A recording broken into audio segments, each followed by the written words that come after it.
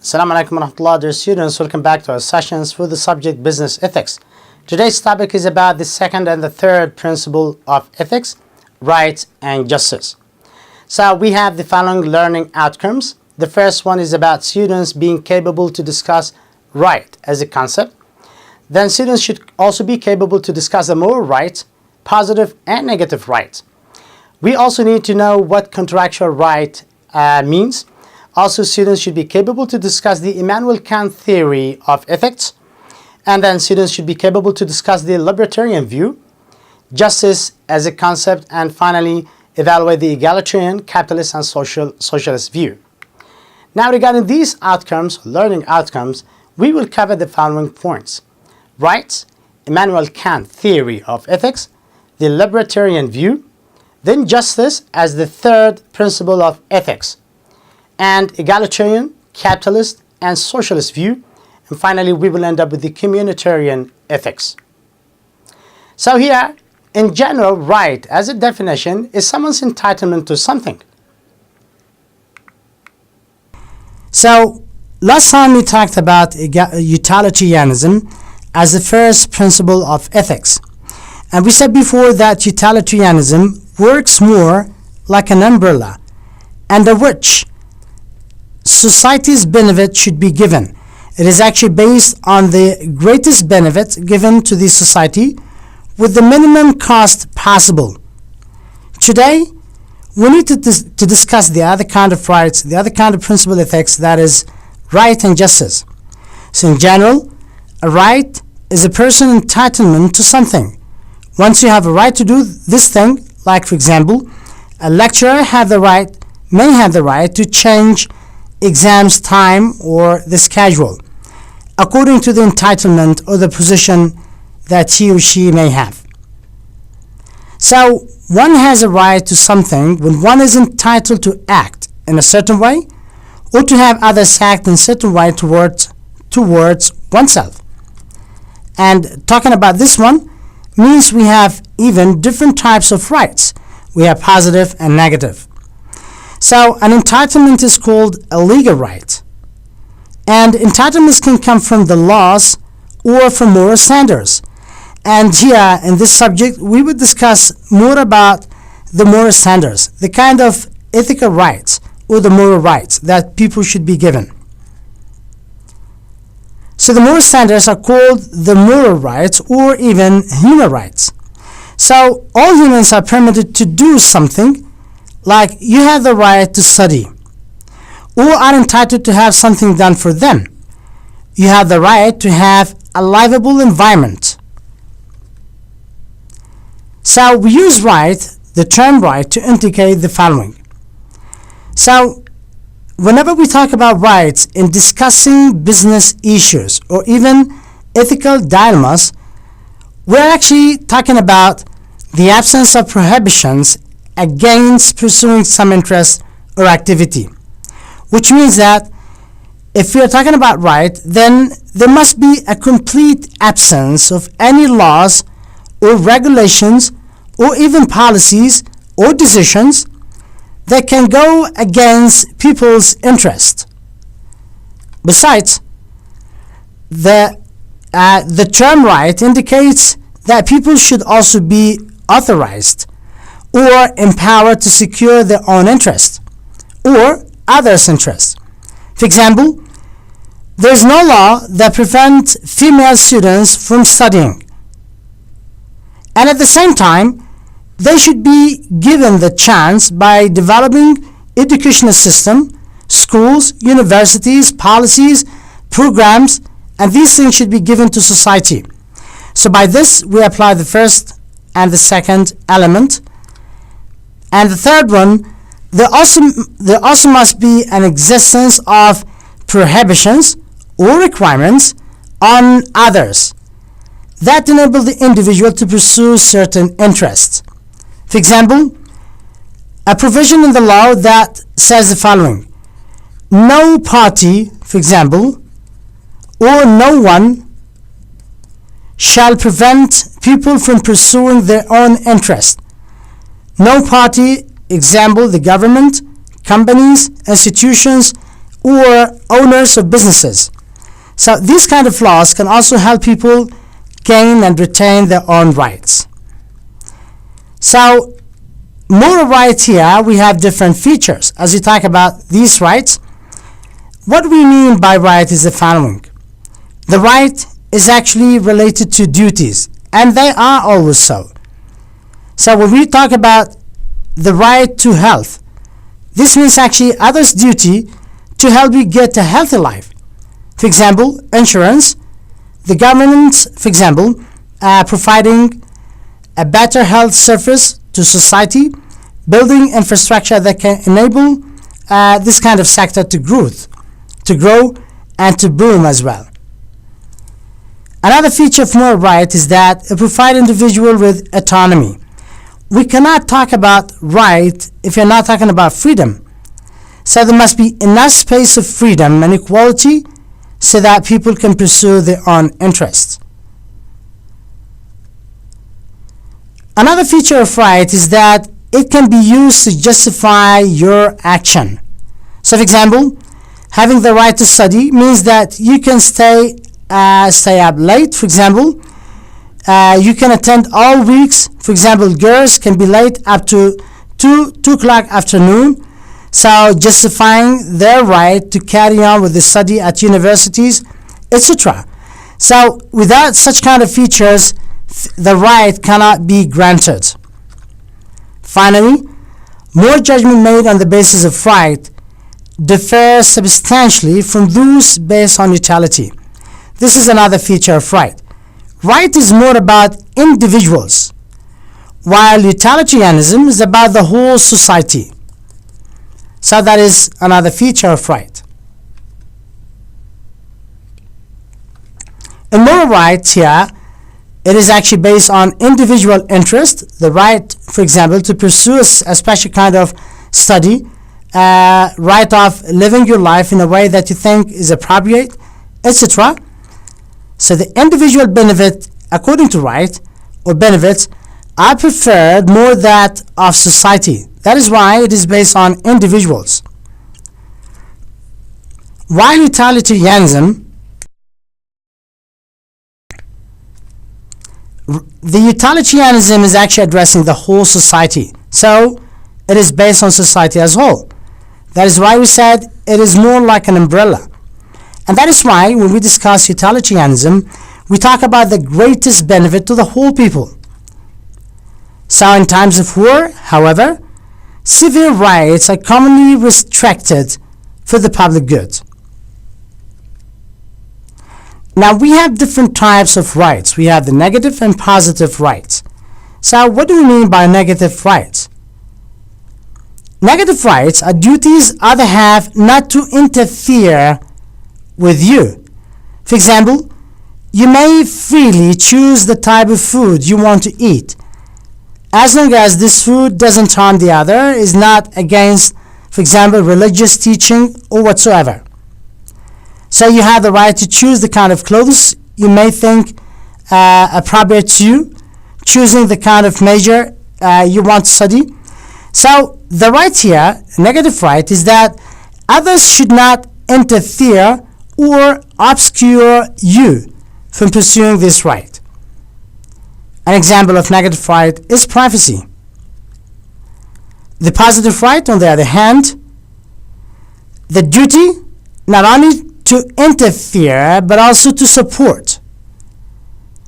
So here, in order to gain this kind of right, you need some kind of support and interference from others. For example, food, life, and healthcare are positive. When we talk about food here and life, we're talking about the provision of food. That is, do we have enough supply of food in the city? So you cannot get this without the help of the government, without the help of the regulations of any institutions relevant to this matter. Life and healthcare as well is about things that you can't get on your own. You need someone else to help. Doctors, hospitals, health system, etc. So these are all examples of positive rights. Do we have other kind of rights? Of course, in business, as we talk about business ethics, of course, we may refer to contractual rights. So, most closely connected to business activity are the contractual rights, and sometimes called special rights and duties or special obligations, because they're actually made or considered as contracts. So these rights attach only to specific individuals, not to all. For example, a buyer to seller. And the duties that give rise to attach only to specific individuals as well. So here, arise out of specific transactions, business transactions, between parties and depend upon a pre-existing public system of rules. Let's have an example of this. Contractual rights. We said before that these kind of contracts are very important to the success of business. So without contractual right, modern business could not exist, because these contracts regulate the relation between these business entities. So there are 4 ethical rules governing contracts as follows.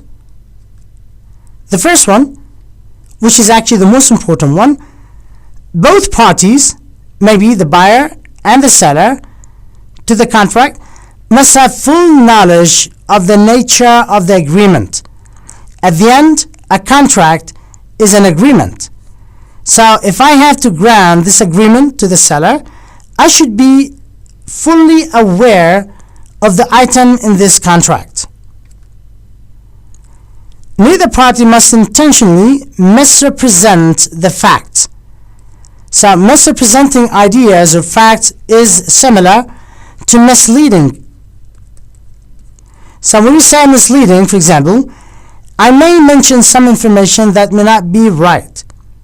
And the reason to do that is to get those people involved in this contract. And this is not ethically right. Neither party must be forced to enter the contract, and by no means any party should be forced to the contract. The contract must not bind the parties to an immoral act. At the end, a contract is binding, which is both parties has to obey the terms. But if we have any terms within this contract that may represent as an immoral act, then this contract is void or voidable according to variant acts. Now we have Immanuel Kant's categorical imperative as follows.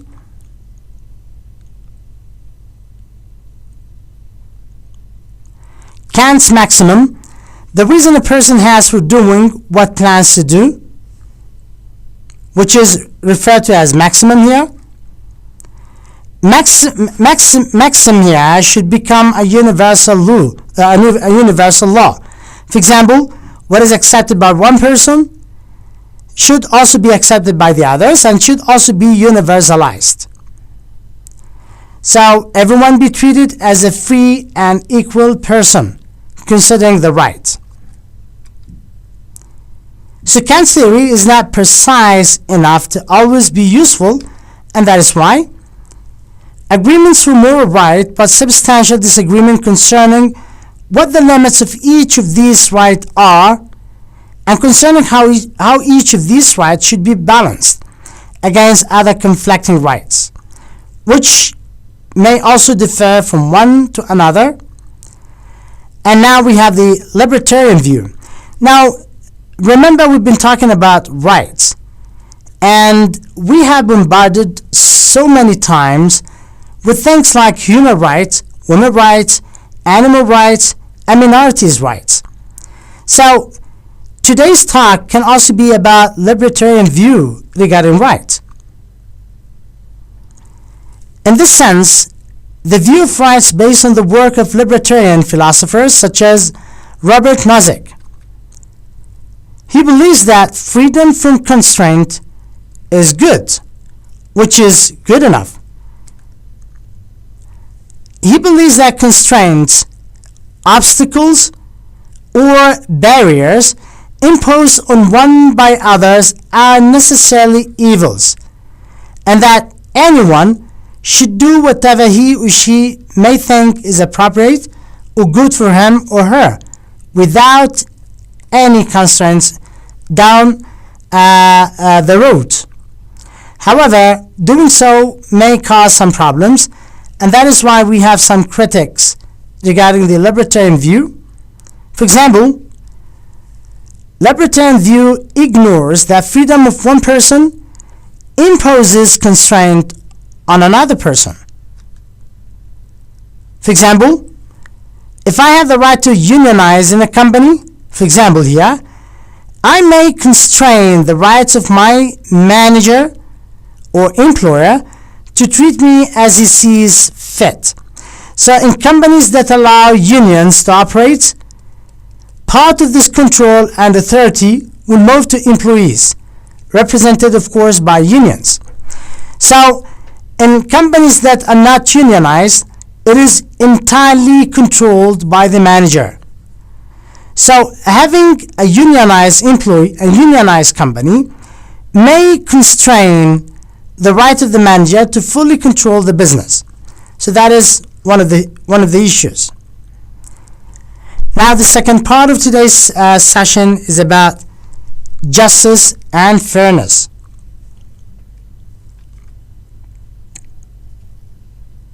So justice here, the greater benefits for some do not always justify. So we're talking about the third principle of ethics. So far we have discussed utilitarianism, rights, and now we need to discuss justice. So as we talk about justice, we may also refer to different issues. Justice for some people is more serious than fairness, and also more important than utilitarian concerns. Utilitarianism considers the whole societies, but justice is more about individuals within these societies and communities, and that is why for a lot of people it is a more serious topic than utilitarianism. Now, what are the issues related to justice? There are three categories of issues involving justice, which are very important as we discuss business ethics. For example, the distributive justice. And distributive justice here, I was talking about justice, we may refer to the fair distribution of society's benefits and burdens. For example, the number of projects offered in one city should also be similar to another city. Okay, so if we're talking about Sana'a and talking about, for example, Damar, so projects given to those different cities should take into consideration the number of people in each of the city and the number of projects considering the size of population. Second issue here, or category, is called retributive justice, which refers to the just or fair imposition of penalties and punishment. Now, for example, a student who may cheat in an exam and that is deducted 5 marks. Now, doing so means that another student doing the same or making the same mistake will also be deducted 5 marks. If only 3 marks, that means this principle was not conducted properly. And the last one, or the last category, is compensatory justice. So compensatory justice, compensating people for what they lose when harmed by others, which is just enough or fair enough. Now, this category will be used more in our sessions as we talk about customer protection. So we may need to discuss different categories according to different situation. So if we're talking about the just distribution of benefits in a society, we will talk about the first category. As talking about utilitarianism, we may talk about efficiency, or we may talk about cost-benefit analysis. So in doing so, we will discuss the different alternatives and to what extent the chosen alternative was of great utilitarianism or benefits to the society. Talking about rights, we talk about positive and negative rights, maybe individual rights or the right that individuals have to choose freely without being imposed or forced. Now, if we're talking about justice and the different categories, we may have different views. Number one, the egalitarian view. Egalitarian stands for the following concepts here. In society, there is no relevant differences among people that can justify unequal treatment. And based on that, everyone in the society should be treated the same. So every person should be given exactly equal shares of a society's or group's benefits and burden. So no matter what every single individual does, everyone should be exactly given the same of the other person in that society. So here, some egalitarians have tried to strengthen the position by pinpointing two different kinds of equality: political and economic equality. Now, as we talk about egalitarian view, and that is everyone in the society should be given exactly the same benefit and burden, this may work right with the economic and political system. So, in politics, for example, unequal participation in controlling and directing the political system, participation in political rally, or running for presidential election, so everyone should be the same or given enough and equal chance to do so. Same thing with economy. Economic equality as follows: equality of income and wealth and equality of opportunity individuals should have in a society. So in terms of their right to participate in developing their business and the just opportunity given to everyone is granted by the egalitarian view. However, this view may also be criticized in other points. The criticism leveled against equality, according to some egalitarians, only apply to economic equality and not to political equality. Now the capitalist view. Capitalists, unlike the egalitarian, argue that society benefits should be distributed in proportion to what each individual contributes to the society. Meaning, the more you work, the more you get, and that people are different in terms of their efforts. So people doing more and contribute more should also be given more. And that is why it is referred to as a capitalist view.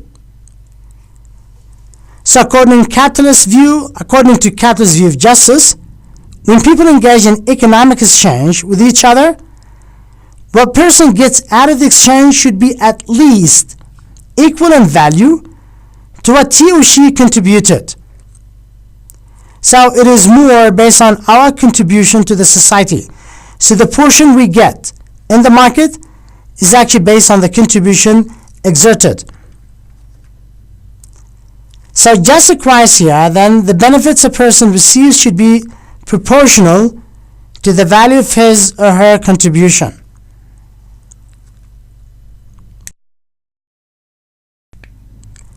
Besides, how is the value of contribution of each individual measured?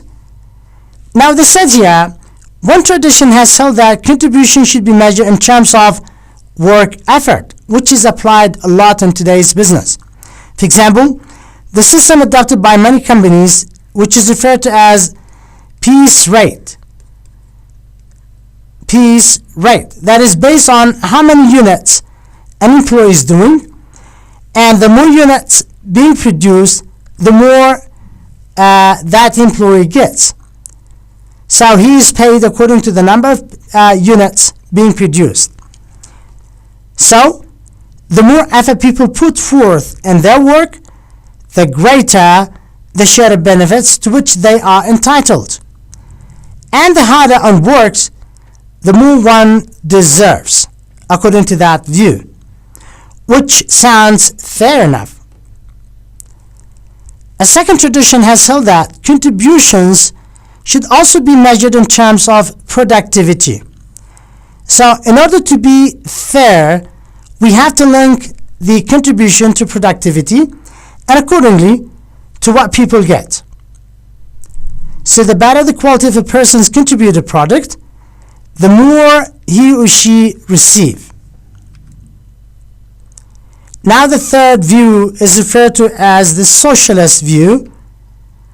The Socialist says that the benefit of a society should be distributed according to the need.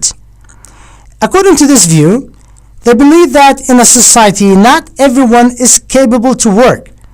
Some members within the society can be disabled, and that distributing the benefit should be based on efforts and need for those who cannot make it, to be fair enough.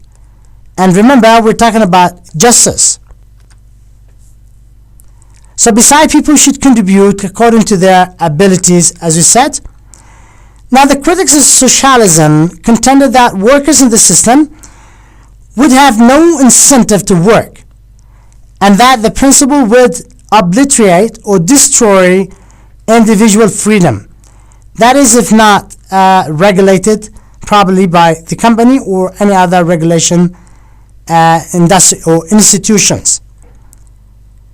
Now the last one is called the Communitarian Ethic. Now as you talk about community, or we are referring to the community itself, it is an ethic that sees concrete communities and communal relationships as having a fundamental value, the most essential value that should be preserved and maintained in the society. So according to this view, they put more weight on the society's benefit than they do to individuals. So dear students, by this we come to the end of this topic, in which we talked about rights as one of the main ethical principles. So we refer to this one as a concept. We also discussed the moral rights, positive and negative rights. We talked about the contractual rights. We also discussed the Immanuel Kant theory of ethics. We also talked about the Libertarian View, justice as a concept, Egalitarian, Capitalist and Socialist View, and then we end up with the Communitarian Ethics. You have an assignment attached to this session where you have to address questions affiliating with the topics we discussed today. Thank you very much for listening. Inshallah, see you next week. Wassalamu alaikum wa rahmatullahi wa barakatuh.